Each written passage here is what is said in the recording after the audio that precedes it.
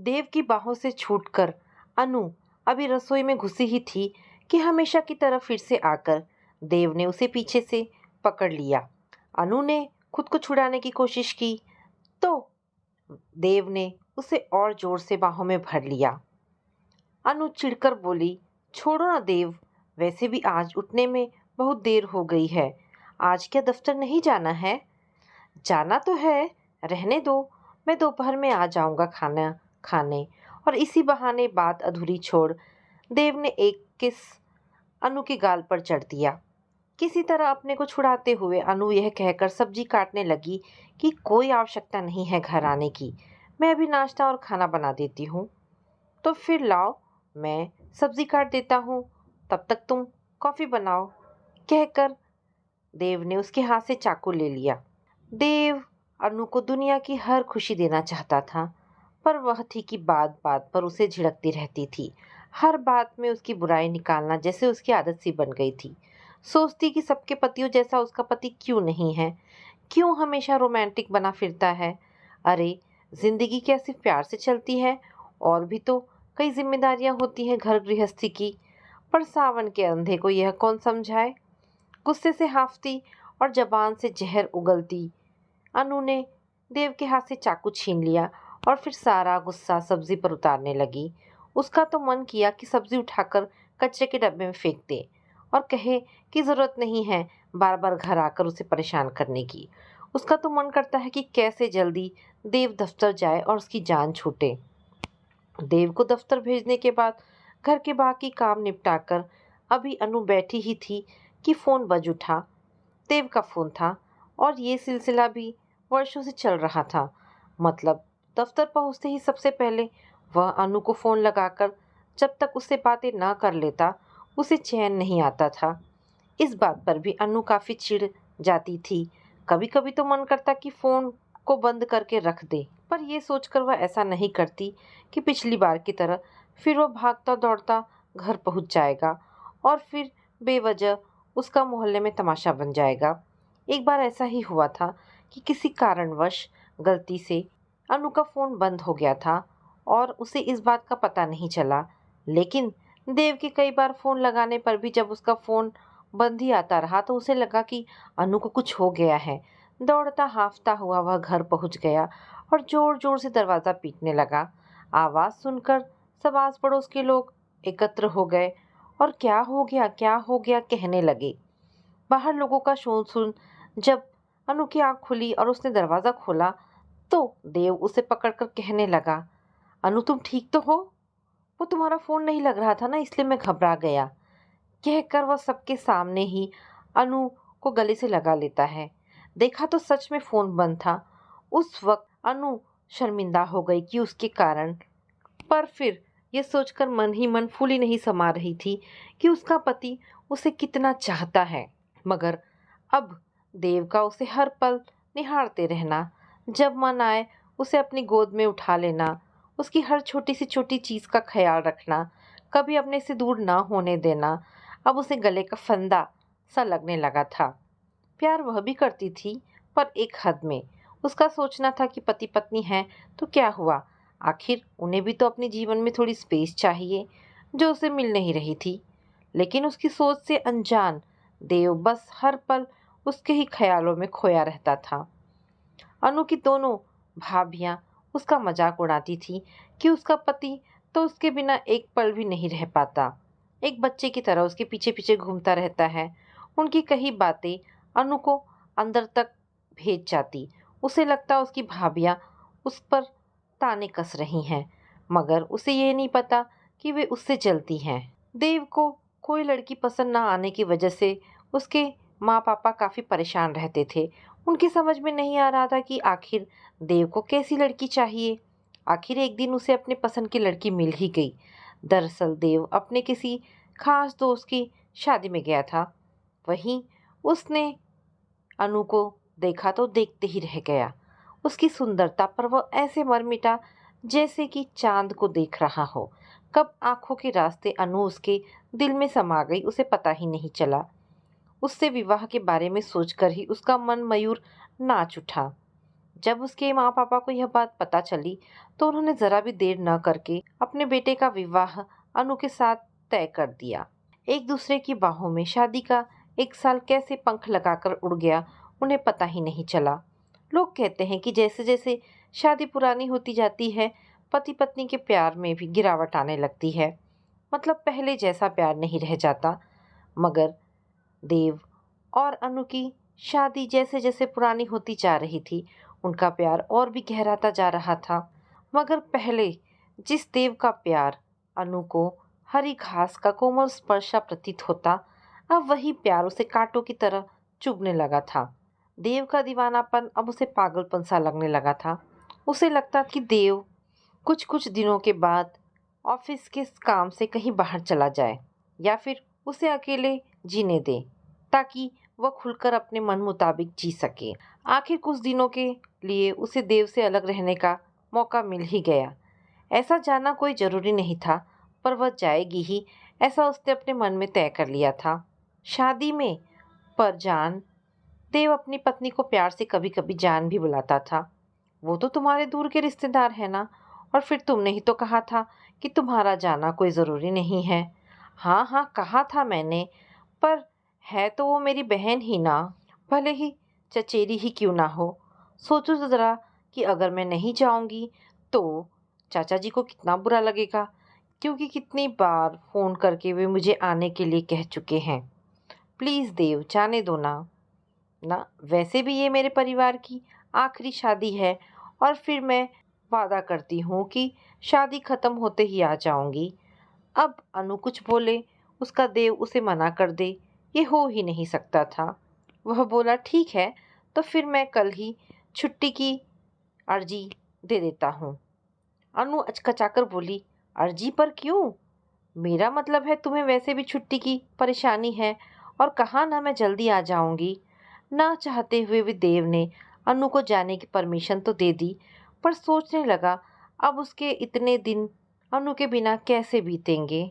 जाते समय बाय कहते हुए अनु ने ऐसा दुखी सा मुंह बनाया जैसे उसे भी देव से अलग होने का दुख हो रहा है। पर जैसे ही वह रिक्शे में बैठी, खुशी से झूम उठी। अनु के अकेले मायके पहुंचने पर नाते रिश्तेदार सबने पूछा कि देव क्यों नहीं आया, तो वो कहने लगी कि देव को ऑफिस से छुट्टी नहीं मिली, इसलिए उसे अकेले ही आना पड़ा। वैसे अनु की भाभियां सब समझ रही थी। मजाक करते हुए कहने लगी, ऐसे कैसे दामाद जी ने आपको अकेले छोड़ दिया ननद रानी?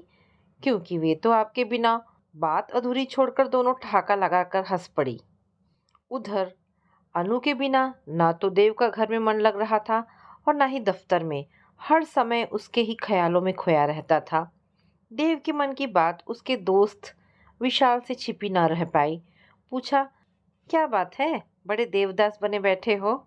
लगता है कि अनु भाभी के बिना मन नहीं लग रहा है। अरे तो चले जाओ ना। विशाल की बातें सुन देव अपने आप को वहां जाने से रोक ना पाया। लो आ गए मजनू, क्यों रहा नहीं गया अपनी लैला के बिना? देव को आया देख, अनु की बड़ी भाभी ने चुटकी लेते हुए कहा। अचानक देव को अपने सामने देख पहले तो अनु का दिल धक से रह गया। ऊपर से उसकी भाभी का ये कहना उसके तन बदन को आग लगा गया। देव को घूर कर देखा, गुस्से से उसकी आंखें धधक रही थी। ये भी ना सोचा कि मेहमानों का घर है, कोई सुन लेगा तो क्या कहेगा। कर्कश आवाज में कहने लगी, जब मैंने तुमसे कह दिया था कि जल्दी आ जाऊंगी, तो क्या जरूरत थी यहाँ आने की? क्या कुछ दिन चैन से अकेले जीने नहीं दे सकते मुझे? छेपते हुए देव कहने लगा, ना अनु, ऐसी बात नहीं है। वो क्या है कि छुट्टी मिल गई तो सोचा, और वैसे भी तुम्हारे बिना घर में मन ही नहीं लग रहा था तो आ गया। मन नहीं लग रहा था तो क्या मैं तुम्हारे मन लगाने का साधन जो हूँ?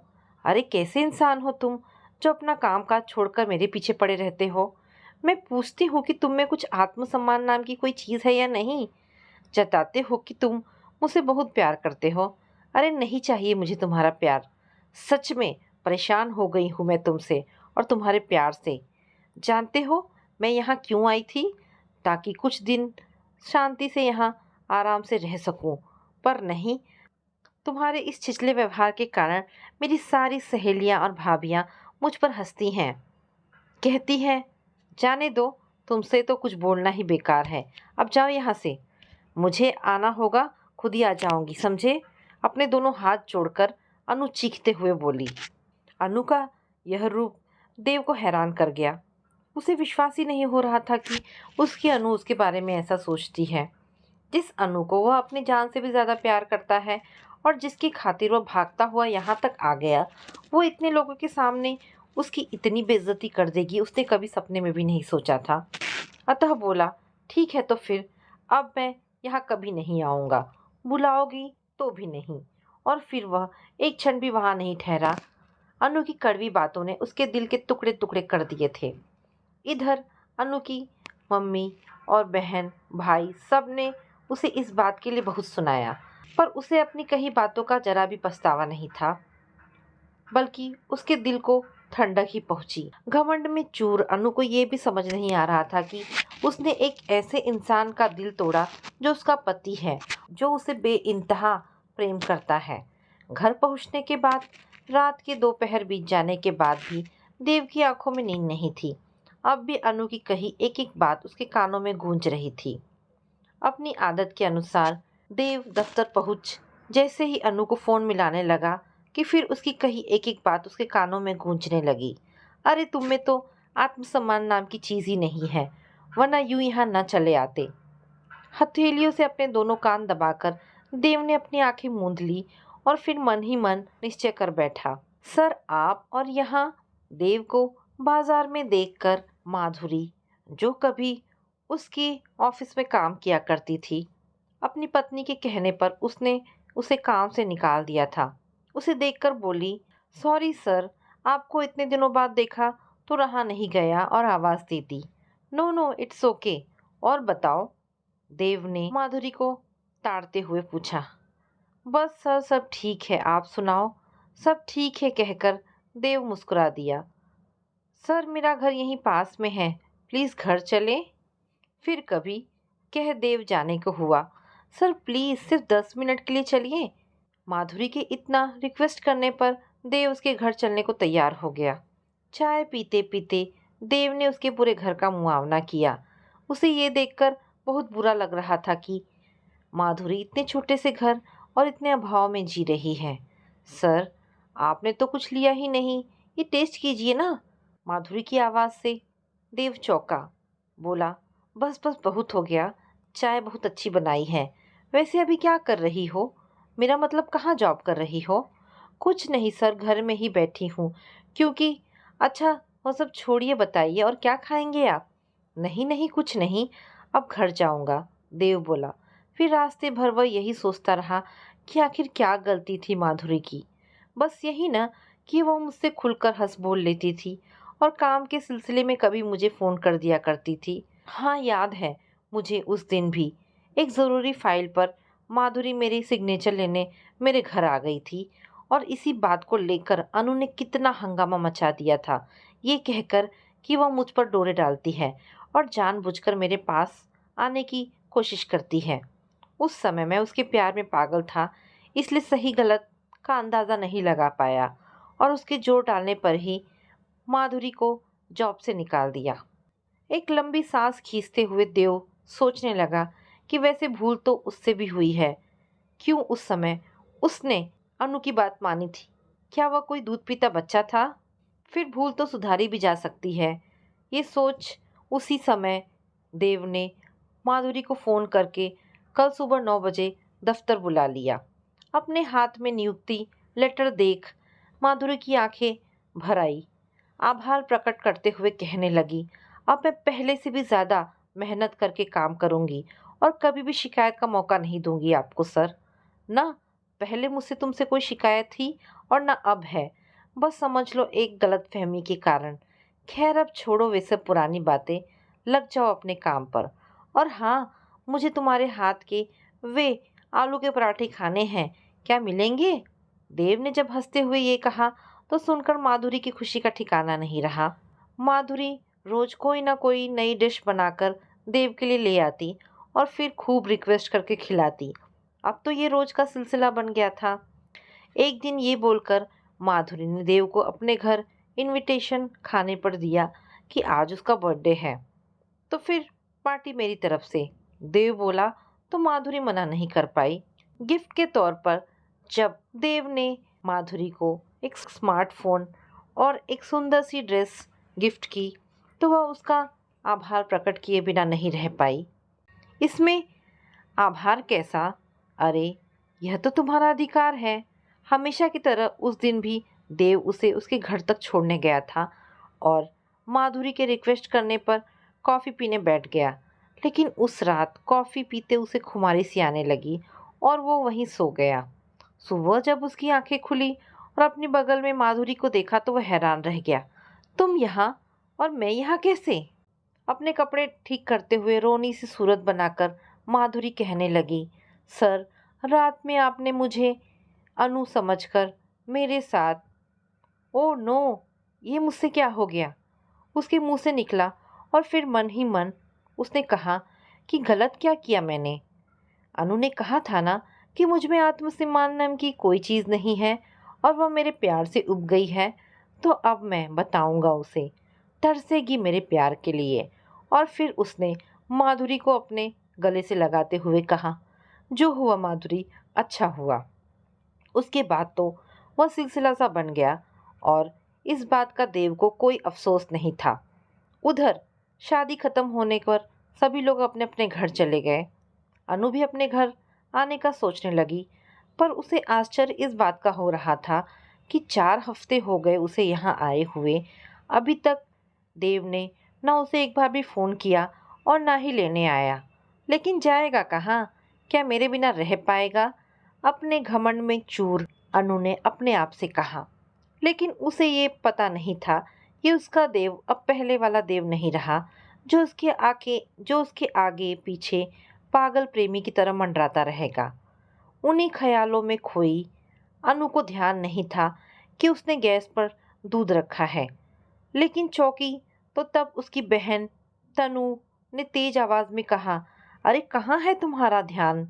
देख तो, दूध उफन रहा है। कह उसने झट से गैस बंद कर दी। उफ, आपने बचा लिया दीदी, वरना आज सारा दूध बर्बाद हो जाता। सही कहा तुमने, पर दूध तो दोबारा आ सकता है, पर जिंदगी बर्बाद हो जाए तो क्या दोबारा संवारी जा सकती है? तनु की बात पर अनु ने उसे अचकचाकर देखा। शायद तुम्हें इस बात का अंदाजा भी नहीं है कि तुमने देव को कितनी तकलीफ पहुंचाई है। ऐसा क्या कर दिया था उसने जो तुमने उसके साथ इतना बुरा व्यवहार किया? ये भी नहीं सोचा कि घर में इतने सारे मेहमान आए हुए हैं, वे क्या सोचेंगे देव के बारे में? अरे, इतना प्यार करने वाला पति बहुत कम लोगों को मिलता है। एक मेरा पति है जिसे दुनिया की हर औरत अच्छी लगती है, सिवाय मेरे। एक तेरा पति है जो तेरे सिवा किसी को नज़र उठाकर भी नहीं देखता। जानती है अनु, जब मुझे पता चला कि मेरे पति का अपने ही दफ्तर की एक लड़की के साथ अफेयर चल रहा है, तो मेरे पैरों तले जमीन खिसक गई। सिसकते हुए जब मैंने ये बात अपनी सास को बताई, ये सोचकर कि एक औरत का दर्द एक औरत ही समझ सकती है, तो पता है उन्होंने क्या कहा? कहने लगी, वह तो मर्द है, जो चाहे कर सकता है। और ये भी कहा कि अगर यह बात बाहर गई तो लोग मुझ पर ही उंगलियां उठाएंगे, कहेंगे कि मुझ में ही कोई कमी रही होगी, इसलिए मेरा पति किसी दूसरी औरत के पास चला गया। इसलिए जैसे चल रहा है चलने दे। जब मम्मी को अपना दुखड़ा सुनाने गई तो वे कहने लगी कि एक औरत का अकेले इस दुनिया में कोई अस्तित्व नहीं होता। हर पुरुष ऐसी औरतों को लोलुपता भरी नज़रों से देखता रहता है। वह ऐसी औरतों को पा लेने वाली वस्तु के रूप में देखने लगता है। क्या तुम चाहती हो कि तुम्हारी स्थिति भी हो जाए वैसी ही? फिर मायके वाले कब तक तुझे अपने पास रख पाएंगे? अगर तुम वहाँ न भी जाओ तो तुम्हारे पति को कोई फर्क नहीं पड़ेगा, लेकिन तुम और तुम्हारे बच्चे के लिए उस घर के सिवाय क्या और कोई ठिकाना है? बस मौका मिलना चाहिए मर्दों को, उन्हें फिसलते ज़रा भी देर नहीं लगती। अनु, इसलिए छोड़ यह जिद और जा अपने घर, वरना कहीं ऐसा ना हो कि तू भी मेरी तरह। तनु की बातें सुनकर अनु हैरान रह गई। सोचने लगी कि उसकी बहन के साथ इतना कुछ हो गया और उसे खबर तक नहीं। जो अनु अभी कुछ देर पहले घमंड में फूल रही थी, उसी की हवा निकलती साफ उसके चेहरे पर दिख रही थी। अचानक आधी रात में अनु की आंख खुल गई। तनु उसके पास में ही गहरी नींद में सो रही थी। वह फिर से सोने की कोशिश करने लगी, पर नींद ना जाने कहाँ रफू चक्कर हो गया था। उसे एहसास हुआ कि उसका गला सूख रहा है। उठकर उसने एक गिलास ठंडा पानी पिया और सोचा सो जाए, पर नींद तो जैसे आंखों से कोसों दूर चली गई थी। आज अपनी ही कही बातें याद कर वह शर्मिंदा हो गई। बेचैनी से कमरे के बाहर निकल आई। देखा तो दूर तक सन्नाटा पसरा हुआ था। घबराकर वह फिर अंदर आ गई। आज ना तो उसे घर के अंदर और ना घर के बाहर चैन मिल रहा था। बार बार देव के बारे में सोच रही थी। सोचने लगी, जो देव उस पर अपनी जान छिड़कता था उसी को वह झिड़कती रही, और तो और अपने मायके वालों के सामने भी उसकी बेइज्जती कर डाली। ये भी न सोचा कि उसके दिल पर क्या गुजरी होगी उस समय। आज वह मानसिक और शारीरिक दोनों स्तर पर खुद को अधूरा महसूस कर रही थी। जिस देव की छुअन से उसे चिढ़ होने लगी थी, आज उसी छुअन को पाने के लिए वो बेचैन हो उठी थी। हाँ, मुझसे बहुत बड़ी गलती हुई और शायद उस बात के लिए देव मुझे माफ ना करे, या हो सकता है घर के अंदर भी ना आने दे। पर मैं तब तक अपने पति का हाथ नहीं छोड़ूंगी जब तक वो मुझे माफ नहीं कर देता। मन ही मन यह तय कर अनु सोने की कोशिश करने लगी। फिर जाने कब उसकी आंखें लग गई। सुबह सबसे विदा लेकर वह अपने घर चल दी। अपने घर पहुंचने पर अनु को कुछ भी पहले जैसा नहीं लगा। लग रहा था जैसे उसके पीछे बहुत कुछ बदल गया है। जो देव पहले समय से दफ्तर जाता और घर भी समय पर आ जाता था, अब ऐसा नहीं था। पूछने पर जवाब देना भी जरूरी नहीं समझता था। लेकिन अनु को लगता कि अभी गुस्से में है, इसलिए ऐसे बात कर रहा है। जब गुस्सा उतर जाएगा सब ठीक हो जाएगा। एक दिन ये कहकर देव जल्दी घर से निकल गया कि आज उसकी ज़रूरी मीटिंग है। लेकिन इत्तेफाक से उसी दिन अनु भी अपनी एक फ्रेंड के साथ उसी कॉफ़ी हाउस पहुंच गई, जहां देव माधुरी की आंखों में आंखें डाल उसे प्रेम से निहार रहा था। दोनों को उस हालत में देख अनु की आंखें डबडबा गई। छलकते नैनों का उलझना देव से भी छिपा न रह पाया, पर उसने उसे देखकर भी अनदेखा कर दिया। ये बात भी अनु के दिल में तीर सी चुभी। आखिर क्यों क्यों देव ने फिर से उसे काम पर रख लिया, और क्या दोनों? कई प्रश्न पूछने थे उसे देव से, पर पूछती किस मुंह से? क्या वह यह नहीं कहेगा कि उसने ही तो कहा था कि हर इंसान को अपनी जिंदगी में थोड़ी स्पेस चाहिए होती है। करवटें बदलते उसने पूरी रात निकाल दी। सुबह भी फिर वही सब कुछ। कुछ समझ में नहीं आ रहा था कि वो क्या करे। अगर अपनी मम्मी को अपना दर्द बताती तो उसे भी वही सलाह देती जो तनु दीदी को देती, और भाभीियों से तो कुछ बोलना ही बेकार था। अनु को बिना बताए ही देव घर से निकल जाता, और जब मन होता आता। उसे कोई फर्क नहीं पड़ता था कि उसके इस व्यवहार से अनु के दिल पर क्या बीतती होगी। देव भले उसे बात ना करता, पर अनु का फोन उठा लेता, वही उसके लिए काफी था। लेकिन देव की बेवफाई और अवहेलना अब अनु के दिलो दिमाग पर असर करने लगी। ठीक से ना खा पीने के कारण दिन प्रतिदिन उसका स्वास्थ्य बिगड़ता जा रहा था। अब तो वह किसी से ज्यादा बात भी नहीं करती थी। कई दिनों से उसने देव को भी फोन करना छोड़ दिया था। इधर कई दिनों से अनु का फोन न आया देख देव को थोड़ी फिक्र तो होने लगी थी, पर सोचता जाने दो। मगर जब एक दिन अनु की मम्मी का फोन आया और उसने पूछा कि अनु कहाँ है और वह अपना फोन क्यों नहीं उठा रही है, तो देव को सच में फिक्र होने लगी। फिर उसने भी फोन लगाया, पर हर बार फोन बंद पाकर वह घबरा गया। अरे कहाँ जा रहे हो? देव को अपने कपड़े समेटते देख माधुरी हैरानी से बोली, घर। पर देव, हम तो यहाँ मीटिंग अटेंड करने आए हैं। जल्दी जल्दी अपना ज़रूरी सामान बैग में रखते हुए देव बोला, वो तुम अटेंड कर लेना, ये मीटिंग से भी ज़्यादा इम्पोर्टेंट है मेरे लिए। माधुरी समझ गई ये वो किसकी बात कर रहा है, अतः तैश में आते हुए बोली, तुम ऐसा कैसे कर सकते हो देव? क्या भूल गए कि मैं और तुम? देव ने माधुरी को घूर कर देखा और फिर तेज आवाज में बोला, पहले तो तुम तमीज़ से बात करो, मैं तुम्हारा बॉस हूँ।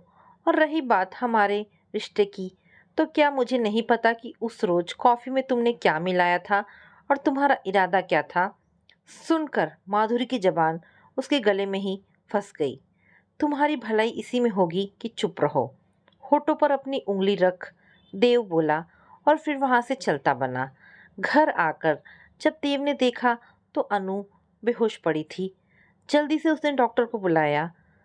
टेस्ट कर डॉक्टर ने बताया कोई ऐसी बात है जो इन्हें अंदर ही अंदर खाए जा रही है और अगर यही हाल रहा तो हॉस्पिटल में भर्ती करना पड़ जाएगा। इनका ध्यान रखिएगा, हो सके तो कहीं बाहर लेकर जाए, कह दवा के साथ सलाह देकर डॉक्टर चला गया। देव खुद को कोसते हुए बड़बड़ाने लगा कि ये सब उसकी वजह से हुआ है।